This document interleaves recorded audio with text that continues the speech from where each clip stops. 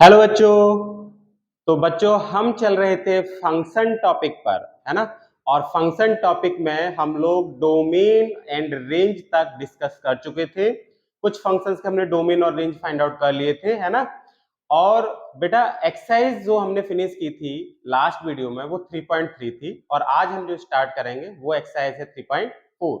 और 3.4 में है क्या कि आपके पास दो फंक्शन दे रखे हैं और उन दोनों फंक्शंस को हमें क्या करना है, ऐड करना है या माइनस करना है या फिर इनटू करना है या उन फंक्शंस को डिवाइड करना है। तो उन फंक्शंस को हम कैसे ऐड करेंगे, माइनस करेंगे, इनटू करेंगे और डिवाइड करेंगे, ये हम इस एक्सरसाइज में सीखने वाले हैं। और एक्सरसाइज कौन सा है हमारे पास? एक्सरसाइज है 3.4। ठीक है बच्चों, तो देखते हैं फर्स्ट क्वेश्चन हमारे पास जैसे ये लिखा हुआ है, find f plus g f minus g c into f where c belongs to r and c is not equal to 0, f into g 1 upon f and f upon g in each of the following.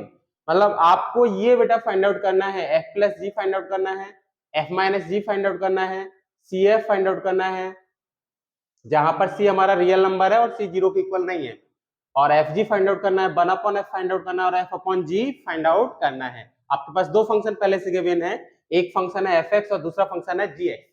ठीक है, तो दो functions को कैसे हम plus करेंगे और कैसे हम उनको माइनस करेंगे, कैसे हम उनको इंटू करेंगे और कैसे हम उनको डिवाइड करेंगे, ये हम बेटा इस वीडियो में सीखेंगे। तो देखिए मोस्ट इंपोर्टेंट टॉपिक है बेटा, एंजॉय करते रहिएगा, है ना, और वीडियो को ज्यादा से ज्यादा शेयर भी करते रहिएगा। देखिए बच्चों, जैसे आपके पास एफ दे रखा है, f x is equal to x q plus r, f x is equal to x q plus r, sorry x q plus 1, और जी एक्स दे रखा है आपके पास एक्स प्लस 1।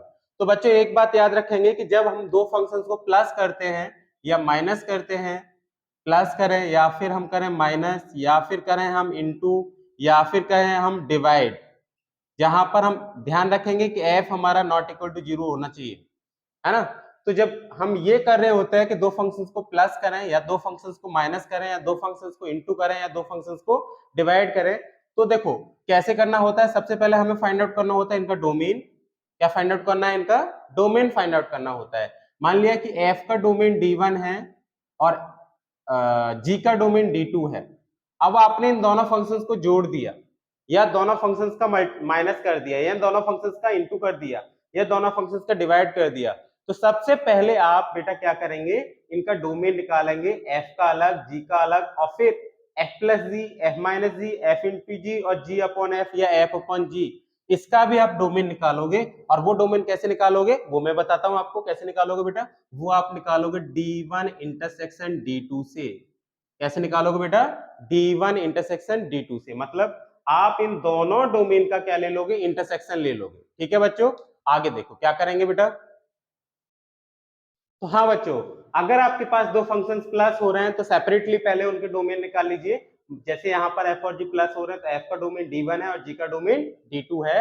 और फिर उसके बाद बेटा क्या करेंगे, एफ प्लस जी या फिर एफ माइनस जी या एफ इंटू जी या जी अपॉन एफ या एफ अपॉन जी, वहां पर उनका डोमेन आप कैसे निकालते हो, उन दोनों का बेटा जो दोनों डोमेन निकाले हैं उन दोनों का क्या ले लेते हो आप, इंटरसेक्शन।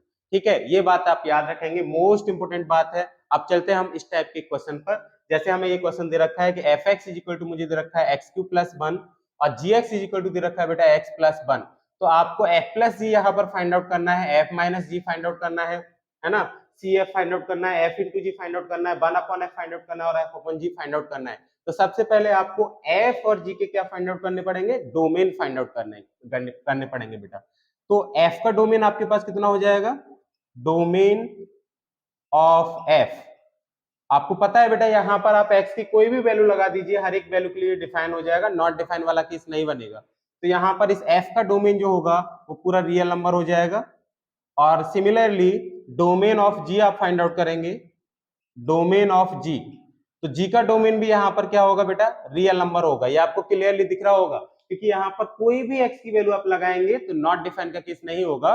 और नॉट डिफाइन का केस मैंने बताया था बेटा, अपॉन में जीरो, यानी px अपन qx की फॉर्म है तो qx जीरो की इक्वल नहीं होना चाहिए। और अगर रूट के अंदर कोई पोलिनोमियल फंक्शन है तो रूट के अंदर कोई भी नेगेटिव नंबर नहीं आना चाहिए। ये दो नॉट डिफाइन के केस है जो कि मैंने आपको प्रीवियस वीडियोस में बहुत अच्छे से बताए हुए हैं, तो एक बार उन वीडियोस को जाकर जरूर देख लें। ठीक है बेटा, तो यहाँ पर आप देखेंगे x की किसी भी वैल्यू के लिए नॉट डिफाइन नहीं बनेगा, तो इसलिए x की हर वैल्यू के लिए डिफाइन है, तो इसका डोमेन हो गया रियल नंबर। और यहाँ पर ये भी x की हर वैल्यू के लिए डिफाइन है, तो इसका भी डोमेन क्या हो गया, रियल नंबर। सपोज कर लिया कि ये आपके पास D1 है और ये आपके पास D2 है, देन अगर आप इन दोनों का इंटरसेक्शन लेंगे, इंटरसेक्शन का मतलब कॉमन, तो आप यहाँ पर क्लियरली देख पा रहे होंगे बेटा कॉमन कैसे लेंगे, r और r दोनों ही रियल नंबर है, तो दोनों का इंटरसेक्शन भी क्या आ जाएगा, ये पूरा रियल नंबर ही आ जाएगा, है ना, दोनों एक दूसरे के ऊपर ही ओवरलैप कर जाएंगे, ये भी रियल नंबर है, ये भी रियल नंबर है, तो इंटरसेक्शन में ये सारे नंबर ही कॉमन होंगे, तो रियल नंबर ही आ जाएगा बेटा। इंटरसेक्शन का मतलब कॉमन नंबर, रियल नंबर और रियल नंबर का इंटरसेक्शन कितना आ जाएगा, रियल नंबर ही आ जाएगा।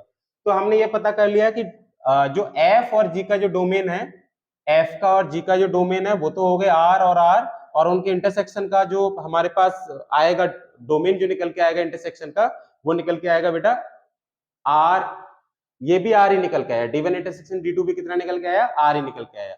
और यही डोमेन किस किस का होगा, f प्लस जी का भी होगा, f माइनस जी का भी होगा, f इंटू जी का भी होगा, और g अपॉन f का भी होगा। ठीक है, सबसे पहला काम आप ये कर लेंगे कि उनका डोमेन फाइंड आउट कर लेंगे, मतलब f प्लस जी का, f माइनस जी का, f इंटू जी का, g अपॉन f का, और वो निकालेंगे कैसे, दोनों फंक्शंस का अलग अलग डोमेन लेके और उनका इंटरसेक्शन कर लेना है, जो कि मैंने आपको यहाँ पर बता दिया है। तो बेटा ये पॉइंट आप याद रखेंगे, तो इसको नोट कर लिया होगा आई होप। अब चलते हैं हम आगे। देखिए बच्चों, अब आपको फाइंड आउट करना है f प्लस जी, अब आप फाइंड आउट करेंगे f plus g, f plus g, f plus जी एक्स, तो f प्लस जी एक्स आपके पास होगा एफ एक्स प्लस जी एक्स के इक्वल, और एफ एक्स की वैल्यू कितनी है बेटा, एफ एक्स की वैल्यू है एक्स क्यूब प्लस वन, और जी एक्स की वैल्यू है एक्स प्लस वन, तो एफ प्लस जी एक्स, ये जो आएगा हमारे पास एफ प्लस जी एक्स, ये हो जाएगा एक्स क्यूब प्लस एक्स, और वन प्लस वन हो जाएगा टू। अभी एफ प्लस जी कहां से कहां तक डिफाइन होगा, मतलब आप x की वैल्यू इसको कहां से दे पाएंगे, क्योंकि इसका डोमेन है हमारे पास रियल नंबर, तो ये f प्लस जी को आप बेटा रियल नंबर से यहाँ पर वैल्यू दे पाएंगे। f प्लस जी का डोमेन आप निकाल चुके हैं, ये कितना है बेटा, r है। ठीक है, तो x की वैल्यू जो आप यहाँ पर दे रहे होंगे वो कहां से दे रहे होंगे, इस रियल नंबर से दे रहे होंगे। This is the most important point बेटा, ये आपको नोट करना ही होगा। सबसे पहले आपको इंटरसेक्शन निकाल के ये फाइंड आउट कर लेना है कि f प्लस जी का डोमेन क्या है, या f माइनस जी का डोमेन क्या है। ठीक है, अब ये तो था इसका पहला पॉइंट, f प्लस जी आपका हो गया। अब आपको क्या फाइंड आउट करना है बेटा, similarly f minus g find out करना है। तो f माइनस जी को आप कैसे फाइंड आउट करोगे, देखो इसको आप माइनस कर, इसको बेटा बस कुछ नहीं करना, जो बीच में प्लस का साइन लगाया हुआ है इसी को आप क्या कर लेंगे, माइनस कर लेंगे। तो यहाँ पर आपने लगा लिया f माइनस, तो बेटा यहाँ ये f माइनस जी एक्स होगा F x minus g x के इक्वल, और एफ एक्स की वैल्यू है आपके पास एक्स क्यूब प्लस वन, और जी एक्स की वैल्यू है आपके पास एक्स प्लस वन। तो f माइनस जी एक्स जो होगा वो कितना आ जाएगा बच्चों, बस माइनस कर देना इस फंक्शन को, तो ये x cube plus one, bracket open करिए तो minus x minus one, bracket से पहले माइनस लगा हुआ है तो अंदर वाले साइन चेंज हो जाते हैं, इसीलिए बेटा ये माइनस का हो गया, और ये भी साइन कैसा हो गया, माइनस का हो गया।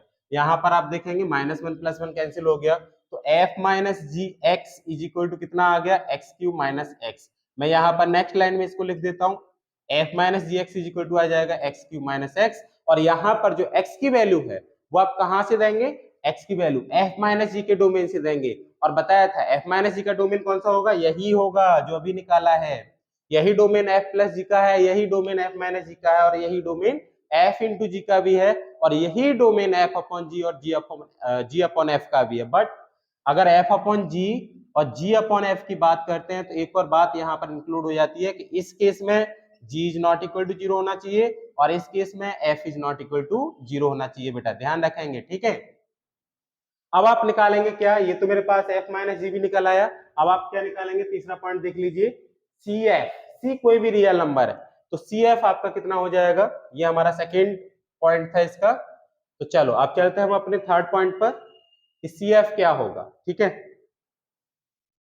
CF, C कोई भी रियल नंबर है, 2 3 4 इस टाइप का रियल नंबर है, तो अगर आप CF निकालेंगे तो आपको कुछ नहीं करना, बस fx जो है उसमें c से मल्टीप्लाई कर देना। fx हमारे पास है x cube plus one, fx की प्लेस पर आप fx की वैल्यू लगा दीजिए, तो ये मेरे पास सी एक्स क्यूब प्लस सी, यही CFX आ जाएगा, आपको कुछ नया नहीं करना।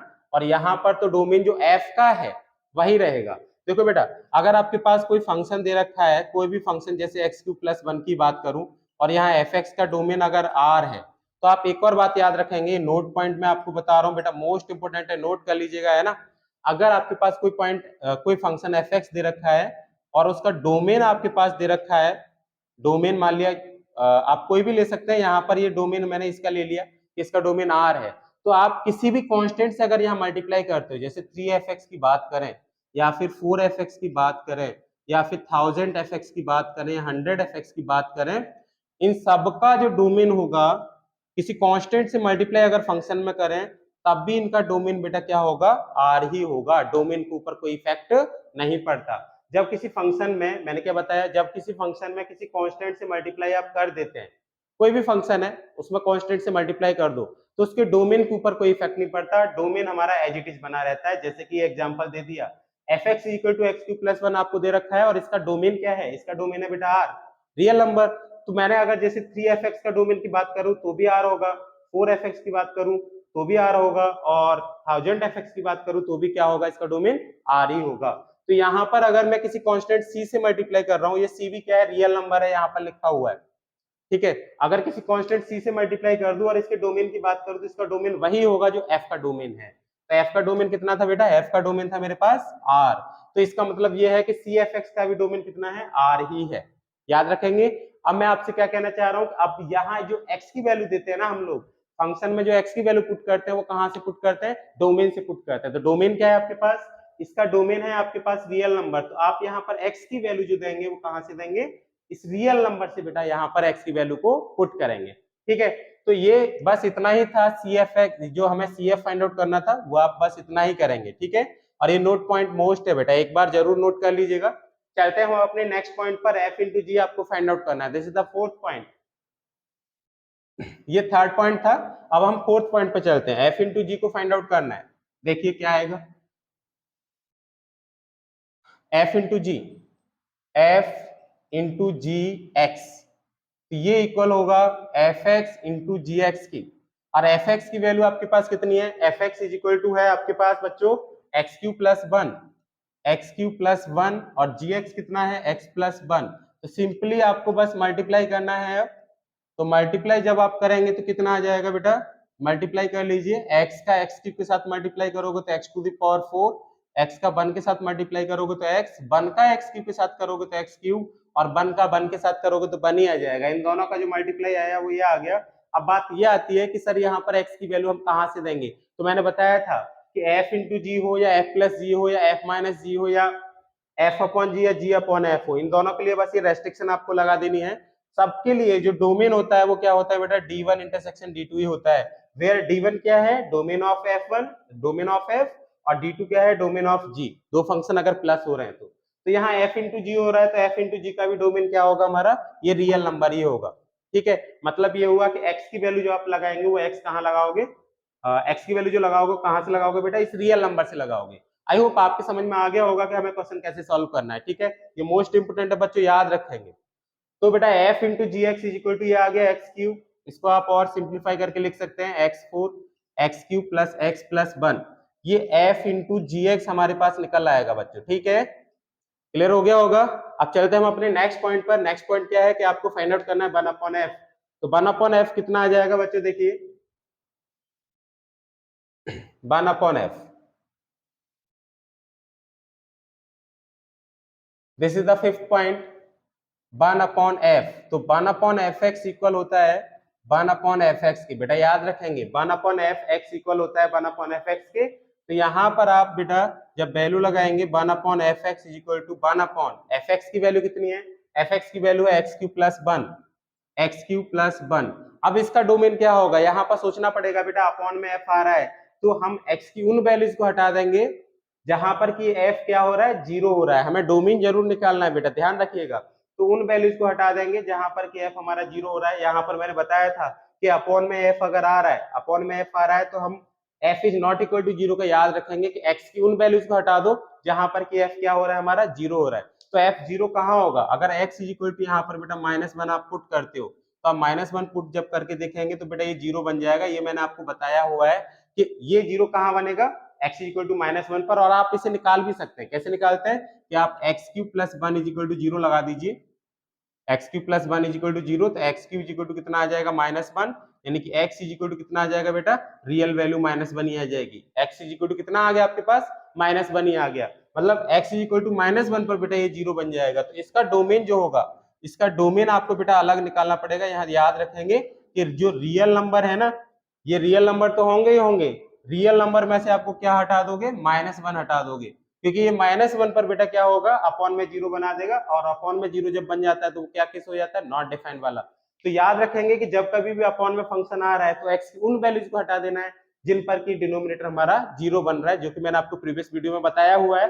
और बेटा अगर आपने अभी तक वो वीडियोस नहीं देखे ना, तो एक बार जरूर देख लीजिएगा, है ना, 0 से हीरो हो जाओगे डेफिनेटली फंक्शन में बेटा, आप 0 से हीरो हो जाओगे, एक बार जरूर देखिएगा।